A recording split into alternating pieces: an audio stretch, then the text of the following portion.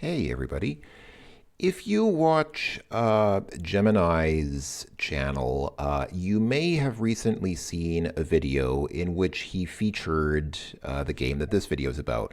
For those of you who don't know, Gemini, whose real name is Chris Asic, is a guy who, well, he's a guy with a YouTube channel, and he's probably my closest equivalent to, like, if I were to compare myself to another person on YouTube, he'd probably be the closest comparison that would come to my mind. He's not really a Let's Player. I'm not really a Let's Player in the sense of how other Let's Players tend to be. I'm more like a DOS gaming historian, which is what Gemini is as well. Anyway, he's probably best known for his series Ancient DOS Games. I think I've mentioned him on this channel before, but I'll mention him again because, yeah, he like I said, he's best known for Ancient DOS games, but he has another series called Shovelware Diggers, which is similar to what I was doing before, where I was going through those Game Fest CDs to see what games were there. Anyway, the point is, on his most recent Shovelware Diggers video, he featured a wonderful game which really spoke to me. It really was one of the most, gosh, I don't even know. Rather than me getting too long-winded, let's go ahead and actually start running the game. So, the game was in a folder called D Cardiac, which I think probably stands for Demo Cardiac because it's a demo of a larger game. And let's see what we have here. So, those files with no extension, advert, instruct outcome, they are plain text files. You can view them if you want to. Also, the diff.b and easy.e files are also plain text files, so you can read them if you want to. But let's actually view them in game because those are meant to be viewed in game. I think the only file here that's human readable and that's not meant to be run from or viewed from within the game is this. And yeah, this is, I don't know, this is just information on buying the game. You know what, let's just go ahead and, I think we can manage CGA or EGA, so let's go ahead and just type start to run the game. And you get this wonderful, yeah, this is just really pretty awesome. So you've got this beeping sound of an EKG and a very 80s looking computer with, obviously with a, EKG, electrocardiogram line on it. Yeah, the game is literally called Cardiac Arrest with an exclamation mark at the end. It sounds a little alarming, but well, I guess it is. I mean, in real life, a cardiac arrest is a pretty serious situation. Anyway, yeah, so, and like I said, this is a demo. The full version of the game has 45 patients that you can work on, but the demo only has 2. So let's do both of them. This is copyright 1996, as you can see, from Bruce Argyle, who is an actual MD. I remember Gemini was saying, who made this game? Like, how do they know so much of medicine? Well, Bruce Argyle was and is a real MD in real life. So I guess if you're a doctor, it helps to know a bit about medicine. I don't know, I've never been a doctor, but I'm going to guess that being a doctor and knowing, at least a couple of things about medicine kind of go together. That's just my guess. So anyway, so this is the main menu. So yeah, you get 2 patients here that you can work on. There is a so-called easier patient and a so-called difficult patient. I will just say in advance, I have never managed to save the so-called easier patient. The easier patient has died every time I've tried to revive him, and the difficult patient is, not simple, but I find the difficult patient a lot easier. I've actually managed to successfully revive the difficult patient without too much difficulty. No pun intended. So before we do any of that, let's go ahead and press I to read the instructions. I'm not going to read all of this. It's kind of like Life and Death. Those of you who have seen or played Life and Death, and if you haven't, you probably should if you're into old games because it's really a classic. It's like the classic medical simulation game from the 1980s. So this game is kind of like Life and Death. In fact, I sometimes wonder if there's some influence between the two because there are a few things that the games kind of seem to have in common with each other in terms of approach to how they approach simulating medical problems. But I don't know. That might just be my that might just be me imagining things. Anyway, yeah, so, yeah, so after 20 minutes, if you're ready, you can transfer the patient to the ICU, intensive care unit, which we'll hopefully do if our resuscitation efforts are successful. Let's see. So orders for bolus IV push drugs must be complete. Yeah, I mean, a lot of this game is just giving drug dosages. So, yeah, we don't need to worry about that now.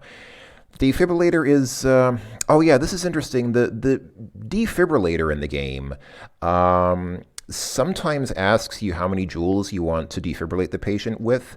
I don't know why. Most of the time it's automatic, but sometimes it'll just ask you how many joules do you want to use. It says it's initially set at 200 joules. I don't know what kind of defibrillator it is, because there's actually, so in real life there are monophasic and biphasic defibrillators, and the game does not say, unless I'm missing it, the game does not say what type it is. However, I'm guessing that it's a biphasic defibrillator, because that usually with a biphasic defibrillator you start at 200 joules, and then after that you'll go to you can go higher for further shocks, whereas with a monophasic defibrillator, you typically use about 360 joules for all shock attempts. But I don't know if that's relevant to the game. I don't know if the game simulates that at all. Anyway, you're expected to order blood acid. Yeah, like I said, I'm not going to read all this. Oh yeah, and if you say cheat, then you can... it's not really a cheat. The game just gives you some additional information about the patient if you type that in. Brand names, generic names, and slang terms are usually recognized by the program, which is a nice touch in my opinion. Further information is found in the manual, which I don't think I have. I don't think this demo comes with the manual, unfortunately. Anyway, what I do find interesting about the game is that since it tries to simulate a real-life scenario, it's possible, as it says here, it's possible to take the correct action and still have the patient's status get worse. So if you lose, it might not be your fault. If the patient dies, it might not be your fault, which is kind of realistic, you know, because it's like in the real world, if you're actually working as an emergency technician or doctor or whatever in real life, not every patient can be saved, even if you do the right things, right? So it's kind of a little bit of a little bit of brutal reality. And like I said, the so-called easier patient in this game I've never managed to save, even though I'm pretty sure I'm doing at least most of the right things. Anyway, yeah, keep a flow sheet, which is not a bad idea. I actually don't do that. I'm not that organized with this game, but if all else fails, read the manual. Actually, I think that probably should be the first thing you do, but anyway. So yeah, copyright works of Bruce Argyle, MD.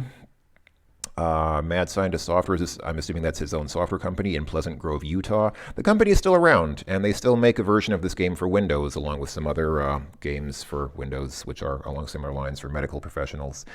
Anyway, okay, let's look at that advertisement here.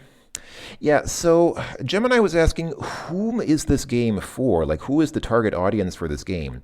And what's interesting here is, again, it says... while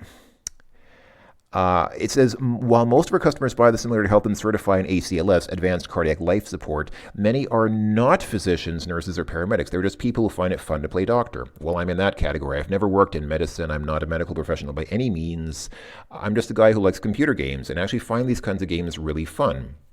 By the way, since I'm not a doctor, don't take anything that you see in this video as medical advice. Please do not take this as a professional presentation of any kind of thing that you should actually ever do if a person is having a cardiac arrest or any other medical situation. Always refer to qualified medical personnel for medical information and intervention, please.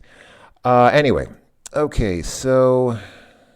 Oh yeah, ST World. I think there was actually a version of this game for the Atari ST. Amazing! Wow. Imagine. See, this is just why. This is why I love games from this era. You just had, you had so many great computers. You had the Atari ST. I think the Amiga was the Amiga out in 1986? I don't think so. Wait, was the Atari ST out in 1986? Hold on. When did the Atari ST come out? Because I thought the Atari ST was later. Hold on. Let me quickly check. Let me do a Wikipedia and see, what does Wikipedia say about when the Atari ST came out. Oh, release date of the Atari ST was 1985, according to Wikipedia. Okay, so this was 1 year after the ST came out. Wow, I did not realize that. Those of you who do not like Wikipedia, feel free to use other sources to verify that and correct me if that date is in fact wrong. Anyway, cardiac arrest is a mathematical model simulator. No, if they're... Wow, man, there's a lot of information here. Again, I'm not gonna read all this. I've actually already been reading too long. I should really just get into the game. It's real solid medical education for an amazingly wide range of people. Yeah, see, this is, well, okay. I say see as if you can see the game, but you can't. You haven't even seen the game yet. So, okay, let's go ahead and start the game. Let's start with the so-called easier patient. I will press E, and oh, this is helpful. If you're actually playing the game, I suggest taking a screenshot of this because this is going to be useful. You will probably... Let's see, do I want to take some time to... You know what, before we get started, let me very quickly try to go through this. Cheat, like I said, cheats by showing you some extra information about the patient. It's just a little blurb which is unique for each patient. Cooling goes together with warming. So you see how there's cooling in the bottom, there's warming, and also in the upper right, there's temperature. So basically, all that does is, if you type in temperature, you get the patient's temperature, and then if the patient is too cold, you type in warming to apply warming to warm the patient up, and if the patient is too hot, then you type cooling to apply cooling to cool the patient down. Very simple. Defibrillation is exactly what it sounds like. So you get somebody will take those two. A defibrillator is that thing with the two paddles that you put on somebody's chest and you push the button and bam, it zaps them with an electric shock, which hopefully gets their heart beating correctly. So that's exactly what that is. An endotracheal tube is that tube that they stick down your throat to help you breathe if you're having trouble breathing. That is something that I will probably do as standard in this game. History just lets you see the patient's kind of initial evaluation in case you forget. Hyperventilation is useful for situations where the patient is not breathing or where sometimes hyperventilation can stimulate the heart into beating again. So that can be useful. IV is, it's an intravenous, it's that thing that goes into your vein and injects medication directly into your veins. So intravenous line is what that is. MAST. I find it amusing that this game actually has MAST. That stands for Medical Anti-Shock Trousers. I guess this was a thing back in the 1980s. It was a type of trousers, pants, that supposedly help in situations of medical shock, which has nothing to do with electric shock. Medical shock means... like low blood flow. Like if the body is critically low on blood, often because somebody has lost a lot of blood because of an accident, then they go into what is technically called shock in medicine. And there was for a while this idea that, hey, if we get somebody to wear these special medical pants, then that will prevent them from going into shock after they lose a lot of blood. But studies have shown that it's pretty much just quackery. It doesn't really work, and so I don't think MAST is actually used very much today. I think it's pretty much been debunked.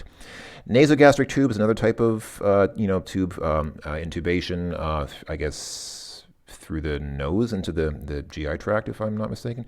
Observe just means wait. I think you might have seen that in a previous screen. Observe just means to wait a few game turns. Quit obviously quits the game. Transfer, so if you're comfortable with how the patient is doing, then you can transfer them to the ICU, to the intensive care unit. I would not do that until their heart is actually beating properly and kind of stably for a few minutes.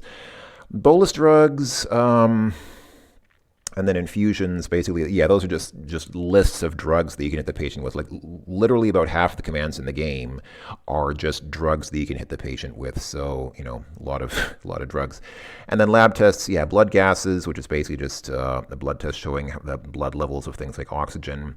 Dextro sticks, which is just for blood glucose level. And then chemistry is a more general blood chemistry level of different electrolytes and things. And temperature, like I said, just gives you the patient's temperature. That's it. That's all the commands. Let's go ahead and get started. Here we go. It is May 21st at 21:36 p.m. Medical professionals tend to use 24-hour time, just like Europeans do. This is, of course, 9:36 p.m. In North American 12-hour time. But yeah, in hospitals, people tend to use 24-hour time. So it's 21:36 in the evening.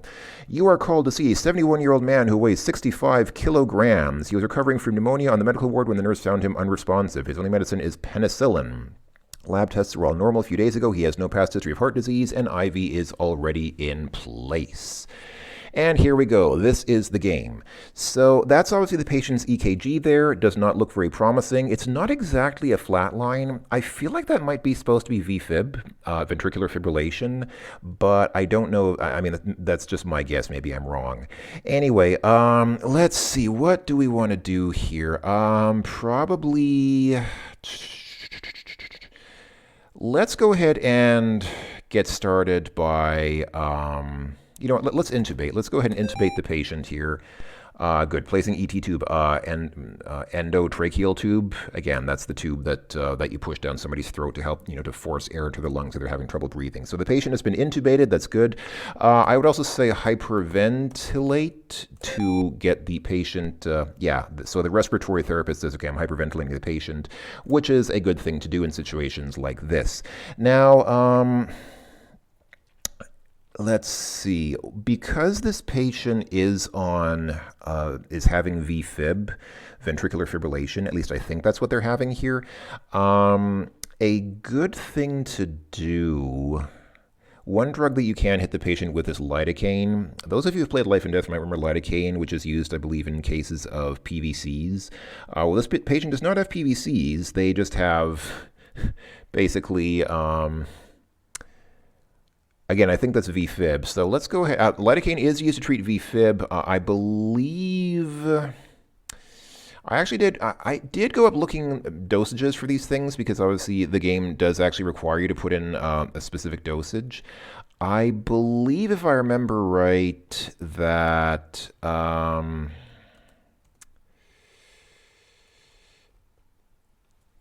the usual. Yeah, that's right. Yeah, I Googled it. That's right. The usual adult lidocaine dose for ventricular fibrillation. Here we go. Initial dose is typically 50 to 100 milligrams per IV. And you can repeat it several times if you want to, but you shouldn't exceed 300 milligrams in a 1 hour period. Well, this game doesn't last 1 hour, so we shouldn't go over 300 milligrams during this game. Let me go ahead and say the patient already has an IV in, so we don't need. Normally, you'd need to say IV to actually put in the IV tube, but this patient already has one, so we can skip that and just say lidocaine. Do I want to do 100 mil? Let's do 100 milligrams. Let's do lidocaine 100 milligrams IV. There we go. Done. Okay. And I think you can repeat the dosage once every few minutes. So let's say let's try it again in 5 minutes if we don't get good results with that. Okay, fine. Oh, you know what I need to do? Crud, I forgot. We need to do the tests. We need to do the blood tests. So first we get the gases. And right, so the respiratory therapist gets the AGBs. The ABGs for us. I always want to say AGBs because I always think of the German Allgemeine Geschäftsbedingungen, but no, this is ABGs, arterial blood gases, which is again a blood test that shows you levels of gases in the patient's blood. Okay, so there's that. And while we're before I forget, let's also do the electrolytes so that we can see. There we go. Okay. Chemistry drawn, results in 10 minutes. Thank you, lab tech. All right, so we can wait for those test results. And while we are waiting, oh yeah, let's also get the patient's temperature. Rectal temperature is 97.9, and I believe normal body temperature is 98. This is Fahrenheit, of course, but yeah, 98 Fahrenheit is, I believe, normal human body temperature. So that's fine. That's okay. That is okay. What else do we want to do? I actually think we're off to a pretty good start here. What we probably should also do is, you know what we should do? Let's give the patient some epinephrine, which is a term for medically administered adrenaline. Let's give this patient some adrenaline to get their heart going again. Maybe that'll help. So I think I've usually used 5 milliliters, which I think is a fairly normal dosage of epinephrine. Somebody please correct me if I'm wrong. Let's see, epinephrine 5 mil, and yeah, we don't need to. Okay, the EKG has changed. It looks to be a bit more active now. I do not know if that's because of my intervention or if that's just variation in the EKG, but that looks good. That's a good. Well, it doesn't look good. It looks better than before, but I'm not sure if I should say that looks good. It definitely does not look good. That's definitely VFib. In real life, VFib is a shockable rhythm. So when you're in cardiology, you hear people talk about shockable rhythms and non-shockable rhythms. A shockable rhythm is simply a heart rhythm that can be shocked into beating normally. total apnea is not a shockable rhythm. If somebody's heart is flatlining, like they have no, heart activity whatsoever, that is not a shockable rhythm. Those people actually have very poor prognosis. Even if they present in an emergency room, those people usually die. Like more than half of those people die in the emergency room if they actually have like a total heart flatline. But in real life, unless I'm mistaken, what we're seeing here, ventricular fibrillation, is a shockable rhythm. I do not know if the game treats it as one because I've never successfully defibrillated a patient with this heart form in this game. But we can go ahead and try it, and we can say defibrillate. Great, so charging, everybody clear, defibrillator charged. Oh dear. Well, that appears to have backfired because now we have an actual flat line. That is, well, we can defibrillate again. Actually, I think in this game you can just say defib. Yeah, that works. Look at that. We have a pulse. We have a faint pulse here. Now that is not too bad. That is a promising sign. Let's see. Okay, let me just press enter. If you just press enter, it skips 1 minute, so it just keeps the patient under observation for 1 minute. Okay, I think this is getting worse. But I don't want to use the defibrillator again while I'm seeing an actual waveform. This patient has some... Are those PVCs? I think those huge spikes might be PVC, because that does not look like a normal QRS complex. That looks like some crazy PVC thing that's spiking the heck off the EKG. I do not think that's the patient's QRS. I think that's actually a PVC. Do I want to put in more lidocaine? See, this is where it's good to make notes, because I should have written down exactly at what time I dosed the patient with lidocaine. I do not remember now exactly how many minutes into the sim we were. I would really like to put in some more lidocaine, but I don't want to do it too soon, especially since I used a pretty hefty dose. I used like 100 milligrams. And again, I don't know how true to life the game is, but I don't want to provoke the game too much. I have a feeling if I just press enter just to keep the patient under observation, I'm going to regret it, but let's see what happens. Well, the patient's not dead. Those PVCs are still happening, but... Oh, yeah. Take a look at the pH. This patient has a pH of, wow, 6.964. Now, normal human arterial blood pH is well over 7. It's like usually healthy human arterial blood pH is from 7.35 to 7.45. So we are like 0.4 below a healthy pH. So you know what we need to do? We need to dose this patient with some bicarbonate. Bicarbonate is used in cases of acidosis, which is what this is. Acidosis is when the blood pH is low. So bicarbonate, I usually in this game just say 50, not 500, 500 would be pretty crazy. I usually just say 50 milligram equivalents. I have seen sources online that suggest using 1 milligram equivalent per kilogram of body weight. However, this patient's body weight is 65 kilograms, so 50 and 65, yeah, they're pretty close together. I'll just go ahead and stick with 50 MEQ of bicarbonate, and then if the patient still has acidosis in a few minutes, then we'll just hit them with more bicarbonate. That should be fine. So hopefully that will help with the pH. And actually, let me go ahead and get another gases report, because it takes 5 minutes for the report to come in. Okay. Do I want to do anything else? I think at this point I can put in more lidocaine, because lidocaine, as we learned from Life and Death, is also good for PVCs, which I'm pretty sure those huge spikes are that we're seeing. So let's do another lidocaine, 100 milligrams. Oh, I didn't specify IV, but I don't know if it matters. It probably does. I think it does it automatically by IV anyway. Or does it?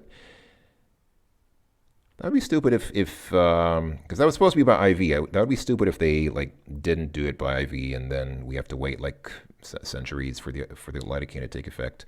Okay, next time I'll specify IV if I do it again.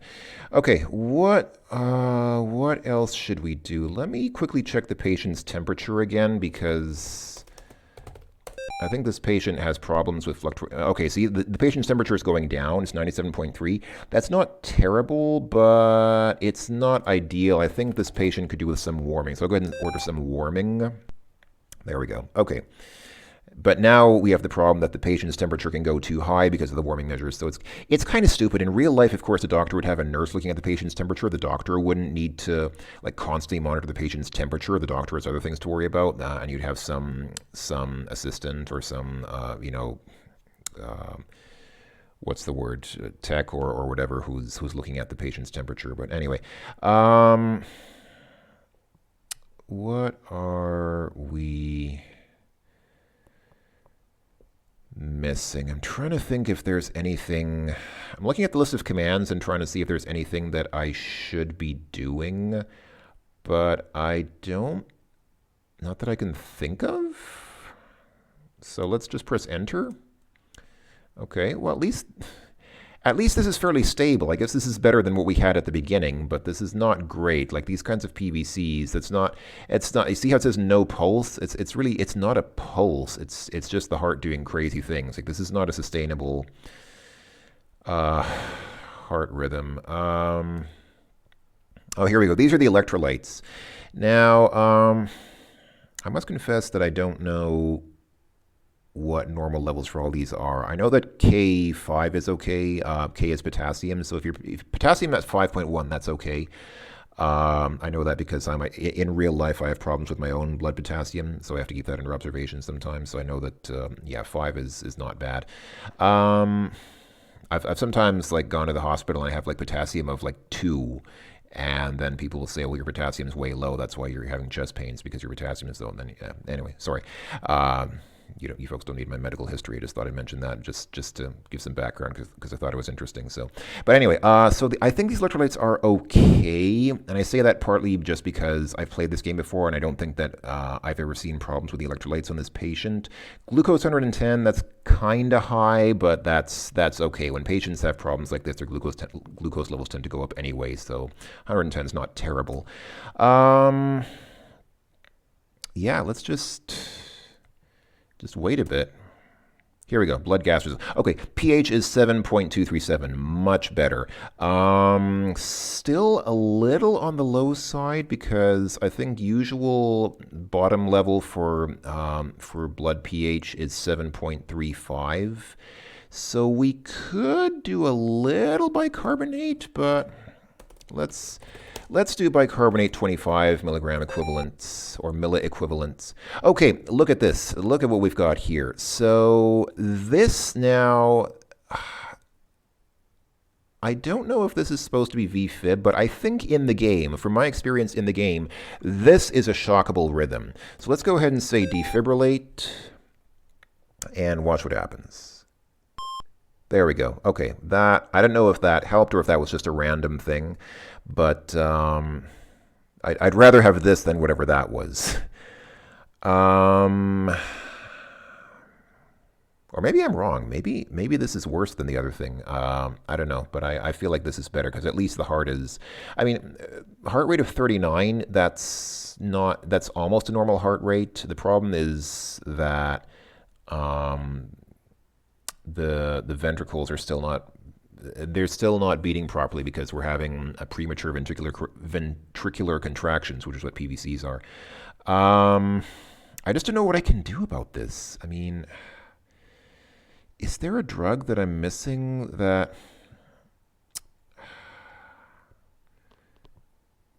I have to admit, I don't know all of the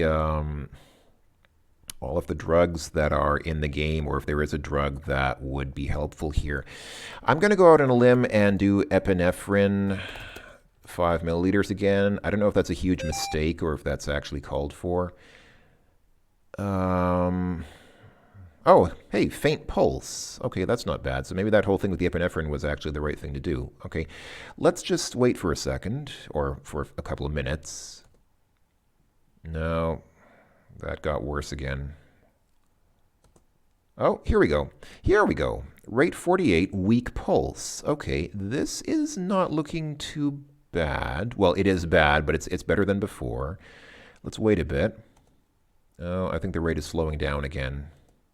Yep, slowing down some more. Is there something that I should be doing here? I just really don't want to do anything crazy because I feel like this patient is on the verge of something good, but yeah, this is getting worse.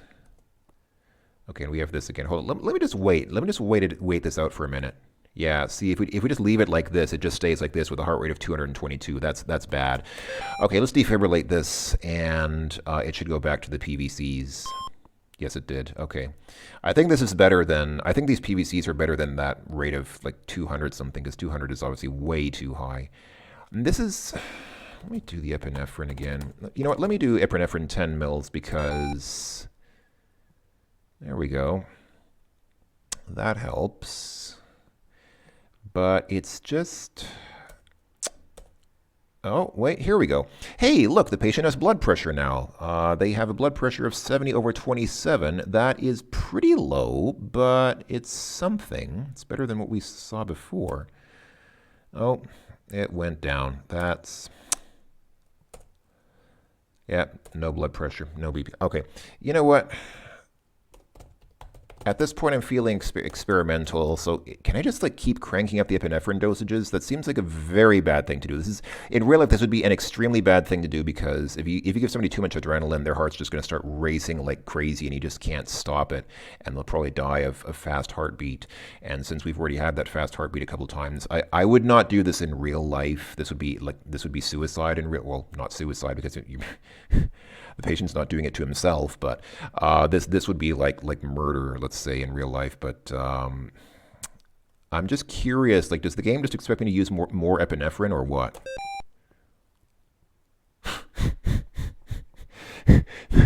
Nurse even says that seems like a lot. You have the option of saying yes.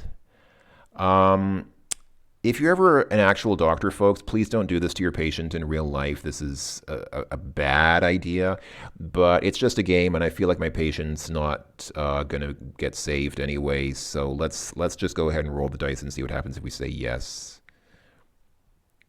It didn't do anything. Oh, wait, here we go. Okay, rate of 50, good pulse. Oh, good pulse. That's not bad. Yeah, but then it goes back to weak pulse.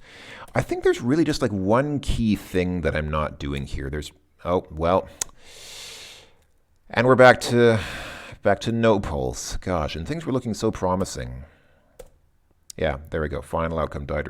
Yeah, so the game lasts 45 minutes of in-game time, and we were at 45 minutes, so that's why. So the patient is basically, at this point, yeah, I mean, in real life, if you've been trying to resuscitate a patient who's like in cardiac arrest for more than half an hour, that's usually the point at which they start giving up on the patient, because they figure, yeah, if after like more than half an hour of resuscitation efforts, the patient's still not coming back, that patient's probably gone. All right, well, let's see how badly I did. It says diagnose incorrect acidosis earlier. Well, I don't feel like I did too badly there because I ordered the AGBs almost right away. Again, with the AGBs, ABGs. I did the ABGs pretty early on, and I gave bicarbonate as soon as I saw that the patient's pH was low. So I really don't feel like I can be blamed for what I did there. Greater use of epinephrine suggested after the nurses already warned me that seems like a huge dose. Are you sure about that? What do you mean lidocaine drip recommended? I did put the patient on lidocaine. I did order lidocaine AV. What do you mean lidocaine drip recommended? Uncorrected acidosis? What do you mean? I gave the patient bicarbonate when I saw the pH was too low. Severe temperature uncorrected? That's not true. I did check the temperature and ordered warming unless the patient got too warm after that. Maybe the patient got too warm. I don't know. I feel like I should not be blamed for these things. I feel like I handled that reasonably well. But anyway, okay, press return. Same patient over again? No, thank you. All right, we're back here. All right, well, that's what usually happens with me with that patient. I'm sure I'm just doing something wrong, or more likely there's something that I'm not doing that I'm supposed to be doing. It's probably something simple. I just don't know what it is. It's probably just like one drug or something that I'm supposed to. Anyway, okay. Let's go ahead then and try the so-called difficult patient. Again, we get this list of possible commands in the program. Okay, March 9th at 3:24. That means 3:24 a.m. because 3:24 in the afternoon would be 15:24. The patient is a 39-year-old ex-convict who weighs 64 kilograms. I'm not sure if being an ex-convict is relevant to the medical situation here, but maybe. Who knows? You never know. Okay, weighs 64 kilograms, almost the same as the previous patient. He was found in the bushes after a drunken party. A pulse was felt at the scene. There are needle tracks on the arms. His girlfriend, isn't that just one word, not two words? His girlfriend says that he takes Antabuse off and on. He has been seen in the ER for chest pain in the past. He seems rather stiff. Pupils are small. Okay, but this is not too bad compared to the other thing because we already have a pulse. Well, I know it says no pulse, but actually I don't know why it says no pulse because maybe that means you can't feel a pulse on the wrist, but I mean, we're seeing something here on the EKG, and that QRS does not look normal, but I mean, we've definitely got something. I mean, this is better than the previous patient. Okay, what do we want to do here? From playing the game previously, I know that because this patient is a drug user, you should administer naloxone, which is a drug used in cases of opioid overdose. So we do want to do that, but before we start with the drugs, let's go ahead and do routine stuff. Let's say intubate to get the patient intubated. Okay, ET tube is on. Thank you very much. Oh yes, and let's check the temperature because this patient was found, passed out somewhere, and I think because it's March, I think the cheat text for this patient says that on a cold March evening, the patient's temperature has dropped significantly. So I mean, rectal temperature 89. That's actually quite cold. So yeah, let's get some warming stat. Let's get some warming on this patient. Hopefully that will help him. Okay, and this patient does not have an IV tube in, I believe. So I need to type in IV. Okay, and the med nurse says, I'm having some trouble, I'll tell you when it started. Okay, so we need to wait a bit for the nurse to get the IV tube in, but that should happen within the next couple of minutes. While we are waiting, let's order the gases, the ABGs. Those will come in 5 minutes. And just as a matter of course, let's order the electrolytes blood test. And lab tech reports that we will get the electrolyte results in 10 minutes. Okay, I'm going to go ahead and proactively administer some naloxone here because, again, we're going to assume this person has done opioid drugs, and those are treated with naloxone. What I've done in the game is use 2 milligrams. Typical dose in real life is, I believe, 0.4 to 2 milligrams. But I think the game allows us to be generous and just let's just go straight to 2 milligrams. Oops, that is an IV drug, which we cannot administer because the IV is not in yet. Okay, I'll do that in a couple of minutes when the IV is in. Okay, I guess, you know what I should do is, let's do hyperventilate. Let's go ahead and do this because, because the patient's, if the heart rate is 26, that is super low. So hopefully this will, PVCs at 6 per minute. That's not bad. Technically, PVCs are something that some people just live with. They're not really a good sign, but usually cardiologists tell me that PVCs are just something that you have to live with because there's not really, in my experience, they usually happen to me if my electrolytes are out of whack, like especially if I have problems with magnesium or potassium, then that's when I start getting PVCs. But many cardiologists tell me on supposedly good authority that PVCs are okay and not dangerous, even though I do not believe them. Anyway, but don't take my advice for it. Please listen to your medical professional and don't take my medical advice, folks. Do I want to do anything else? I could hit this patient with epinephrine as well. You know what, let's do that. Epinephrine 5 mils. Oh, that's also an IV drug. Okay. All right. You know what? The heck with it. Let's just wait for the IV to go in. Oh, that just got worse. That patient had what looked like a normal heart waveform, and then they got into VFib. Is it worth trying to defibrillate this? I don't think so. I don't think the game lets you defibrillate this. There we go. IV is started. It's running TKO. TKO means to keep open. So it's basically just using a minimal level of drip on the IV to keep the IV port open so the blood doesn't clog it up. But we can very quickly now administer a couple of things. Let's do that naloxone, which I wanted to do, which again is the thing you do when you suspect somebody of abusing drugs. There we go. Hopefully that will help. So I've just given them 2 milligrams naloxone. We can repeat that every few minutes as needed, not to exceed 10 milligrams. Since if I'm doing 2 milligrams, I can do that 5 times. So that's fine. Let's go ahead and leave that under observation for a bit. And yes, now I want to do the epinephrine. 5 milliliters. Okay, the EKG picked up a little bit. Again, I'm not sure if that's just randomness in the way that the game renders that, or if that's actually supposed to be a good sign. I mean, that looks better than before, in my opinion. But have I given the order to hyperventilate? Let's hyperventilate this person. Oops. Helps if you type correctly. Okay, hyperventilation. Okay. All right. Is there anything else? How are we doing on temperature here? 91, almost 92. Okay, that's better than it was before. It's patient's warming up slowly. So let's allow that process to continue. Let me just press enter for a second. Here we go. Blood results. Okay, pH 7.0. So this person also has acidosis. So let's go ahead and give this person bicarbonate. Again, I usually do like 50 milliequivalents. So, okay. And let's go ahead and order another run of gases just to see if that made a difference.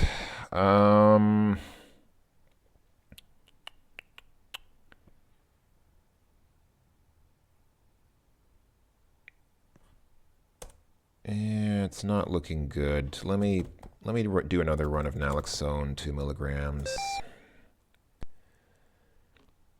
And let that sit for a bit. Okay. Are these okay? I think these are okay. I'm not overly worried about any of these, even though again, I'm not sure about good values for some of these, but the ones that I know about seem okay. So let's go ahead and leave it at that for now. Okay, that's fine. And we're still waiting for the next round of ABGs. Did I intubate this patient? Yes, ED2 is already in place. Okay, fine. Okay, how are we doing for temperature? 94. Okay, almost normal. Well, I mean, 4 degrees colder than normal. That is still not good, but it's not terrible. I don't think the patient's going to die from that temperature. Okay. Do we want anything else here? Do I want to put in more epinephrine? That seems risky. That could be risky, but let's.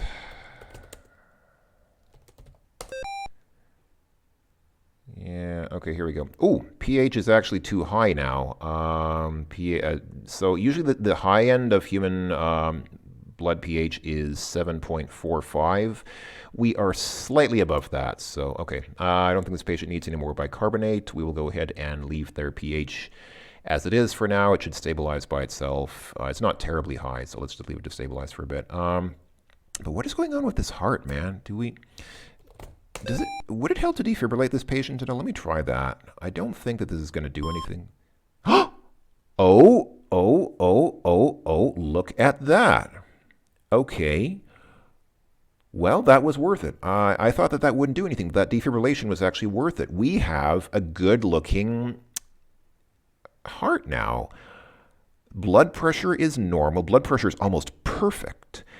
Rate is 86, little high, but not bad. Good pulse. Okay, no respirations and unresponse. Okay, that's not great, but let's let this run for a bit. Let's see what happens. Okay, rate is slowing down. That's good. Okay, occasional respiration. That is good. Hey, this is looking all right. Hey, look, occasional motion. The patient's moving on his own now, and his heart rate is slowing down even more. He's now at 70, which is almost normal. Blood pressure is a little high, but not terrible. good pulse, occasional respiration, occasional motion. See, this is what I mean. This is like, this patient is way easier than the other one, in my opinion. Okay, shallow respirations, occasional motion. Okay, vital signs are good. Is there anything that hold on, let me check the temperature here. Okay, temperature is normal. Good, good, good, good. Do I want to do anything else here? Let's wait a bit. Okay, the patient is stuporous, which means that he's not quite he's like not quite able to speak, but he's alive. I mean, he has a good pulse. He has shallow respirations. This is looking good. Okay, this is looking all right. That rate slowing down does worry me a bit. Okay, is it stabilized at 53? 53 is okay. That's not quite bradycardia, but that's a little slower than it should be. But okay, heart rate is stable. Blood pressure is stable. This guy looks to be in good shape. Yeah. Look at this, man. This guy's stable. Let's transfer. Let's go ahead and say transfer to the intensive care unit. This guy has a good heartbeat. He's going to need some intensive care, but his heart is stable. Let's get this guy out of here. Nice. Final outcome. Moderate retardation, lives at home. Okay, so he did suffer some brain damage as a result of being in cardiac arrest for a while, but that was good. That was a good outcome.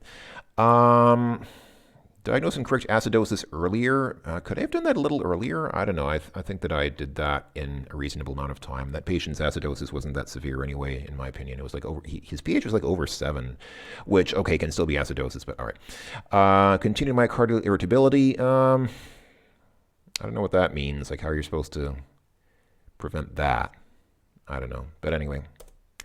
Same patient over again? No. Let's press escape to exit the program so we can start this patient over, choose another patient from the menu, resume resuscitating this patient, or press escape to exit to MS-DOS. I chose the latter option. See what I mean? That second guy was, relatively speaking, pretty easy. I mean, he was a little, at the beginning, he was a little dicey, a little here and there, but I mean, he got a good stable heart rate by the end. Whereas the first guy, like I said, I have never saved the first patient. He always gets into that crazy PVC rhythm, and then I have no idea what to do after that.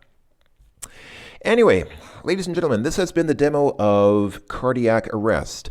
I really, really like this game. To me, this is like the kind of game that computers are made for, because you really get this kind of like simulation of real world scenarios where you can, properly model various factors, which, I mean, this is really what computers are made for. This is why I love gaming on the PC.